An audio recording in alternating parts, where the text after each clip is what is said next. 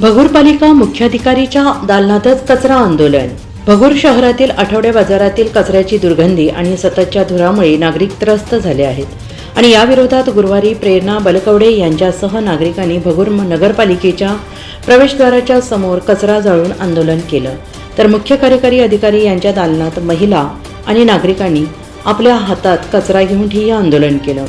भगूरला आठवडी बाजार परिसरात पालिकेतून कचरा साठवला जातो आणि त्याची विल्हेवाट लावण्यासाठी कचरा पेटवला जातो आणि याबाबत नागरिकांनी नगरपालिकेकडे वारंवार तक्रार करूनही त्याकडे दुर्लक्ष होत आहे। या परिसरातील नागरिकांना राहणे कठीण झालेलं आहे। प्रतिभा भमार, सुमन गवळी, रेवती सोनवणे, शोभा पटोळे, अनंता लांडगे यावेळेस उपस्थित होते।